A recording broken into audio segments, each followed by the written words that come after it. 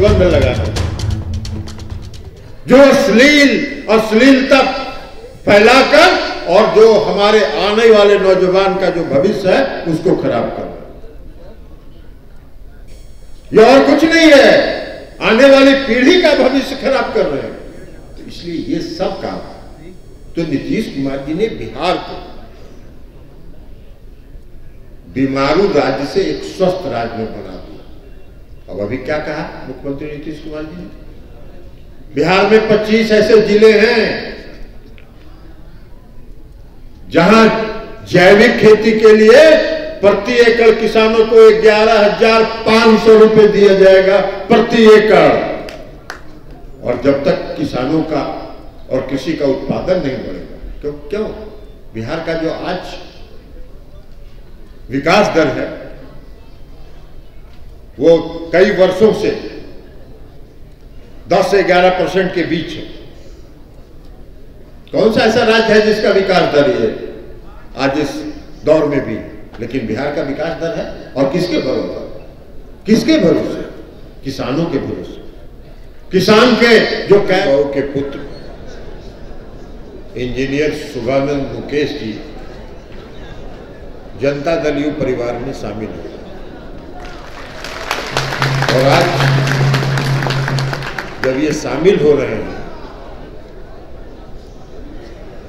तो मुझको सदानंद बाबू की याद आ रही है। सबसे पहले मैं सदानंद बाबू, स्वर्गीय सदानंद बाबू के चरणों में श्रद्धा सुमन अर्पित करता हूं। और सदानंद बाबू से हमारा रिश्ता बहुत पुराना रिश्ता था, मेरा व्यक्तिगत रिश्ता। 1974 का जब जयप्रकाश जी का आंदोलन चल रहा था, उसमें भागलपुर के छात्र थे और सदानंद बाबू कहलगांव के विधायक थे। और जब लोकनायक जयप्रकाश नारायण जी का जब आंदोलन चल रहा था, तो हम लोगों का जो आंदोलनकारी थे और जननायक आदरणीय स्वर्गीय कर्पूरी ठाकुर जी ने हमसे कहा कि चलिए सदानंद बाबू की। हम लोग गए सदानंद बाबू की। जननायक कर्पूरी ठाकुर जी ने सदानंद बाबू को कहा कि सदानंद बाबू आप हम लोग की पार्टी से चुनाव लड़ जाइए, कांग्रेस पार्टी ने आपकी पहचान नहीं की। सदानंद बाबू ने हाथ जोड़ के कहा कि ठाकुर जी हम निर्दलीय चुनाव लड़ेंगे, आपका हमको आशीर्वाद चाहिए। कर्पूरी जी ने कहा अगर आपकी इच्छा है निर्दलीय चुनाव लड़ने की तो आप निर्दलीय चुनाव लड़िए, हमारा पूरा सहयोग और समर्थन आपको मिले। और हम लोगों ने उम्मीदवार तय किया था, हम नाम नहीं बताएंगे किसका तय होता, लेकिन सदानंद बाबू ने जिनको कहा कि इसको उम्मीदवार बना दीजिए, उसको हम लोगों ने कहलगांव से सिंबल दे दिया। तो सदानंद बाबू से सबका रिश्ता, राजनीति में वो किसी पार्टी में रहे, कांग्रेस पार्टी में हो किसी पार्टी में रहे, लेकिन सदानंद बाबू का जो व्यक्तित्व था और सदानंद बाबू का जो स्वभाव था, उस स्वभाव के कारण हम सब लोग उनके कायल रहते थे। आज नहीं है वो हमारे बीच, और आज हमारे बीच नहीं है, और उनका पुत्र शुभानंद मुकेश जी हम लोग के परिवार में शामिल हुए हैं। यह बताने की जरूरत नहीं है कि शुभानंद मुकेश जी को इज्जत सम्मान प्रतिष्ठा मिलेगी, बल्कि शुभानंद मुकेश जी को का हक है और अधिकार है इस पार्टी पर, और इसको पूरा सम्मान का हक है। जिंदाबाद। अरे बीच बीच में मत करिए। तो इसलिए आज हम लोग को खुशी है कि शुभानंद मुकेश जी हम लोग के परिवार में शामिल हुए हैं। जनता दल बहुत पहले से इनकी आने का संकल्प था। अभी इन्होंने चर्चा की अंतिम समय में जब आरसीपी सिंह साहब अस्पताल गए उसकी बात, उसके पहले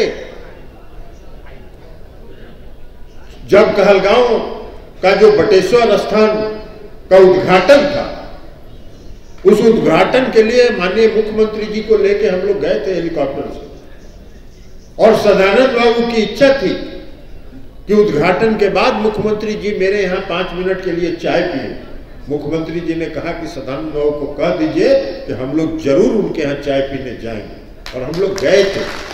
और उस समय भी उन्होंने कहा था कि शुभानंद की इच्छा है नीतीश जी कि आपके साथ काम करें, आपके नेतृत्व में काम करें। कई कारणों से नहीं हो पाया उस समय, नहीं तो अगर हो गया होता तो आज शुभानंद जी विधायक रहते। लेकिन चलिए, जो नियति ऊपर वाले की इच्छा जब होती है तभी ये होता है। इसलिए आज हम सब लोगों को खुशी है कि शुभानंद मुकेश जी वैसे नेता के नेतृत्व में आए जिन्होंने बिहार में परिवर्तन करके दिखाया।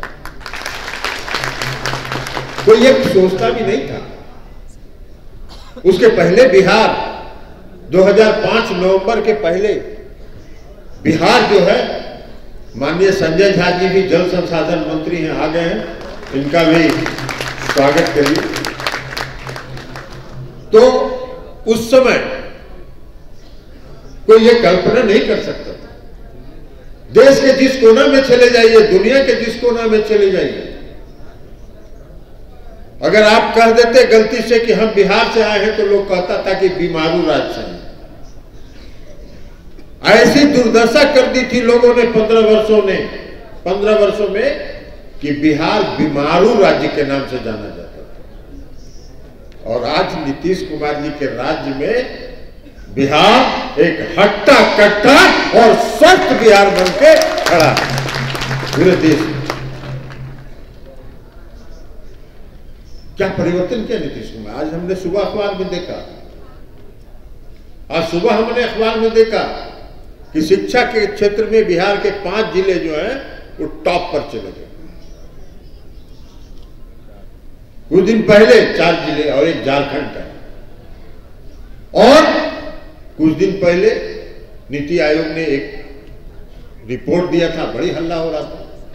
मैंने कहा था उस समय भी, नीति आयोग के जो मूल्यांकन का मापदंड है वो मापदंड सही नहीं है। नीति आयोग बिहार की तुलना करता है गुजरात, महाराष्ट्र, कर्नाटक के विकास के साथ। बिहार के विकास की अगर तुलना करनी है तो 2005 के पहले का बिहार और 2020 का बिहार का अगर तुलना करोगे, बिहार सर्वोच्च स्थान प्राप्त करेगा। बिहार सर्वोच्च स्थान प्राप्त, ये परिवर्तन करके किसको नहीं दिखाई पड़ता। और वैसे राज्यों से आप तुलना कर रहे हैं, महाराष्ट्र से, जहां इंफ्रास्ट्रक्चर पहले से है, आधारभूत संरचना पहले से है। आप कर्नाटक से कर रहे हैं जहां आधारभूत संरचना पहले से है, और उसकी तुलना आप बिहार में जो ढांचा नीतीश कुमार जी ने खड़ा किया है पिछले 15 वर्षों में, उससे आप उसकी तुलना करते हैं। उसकी तुलना नहीं हो सकती।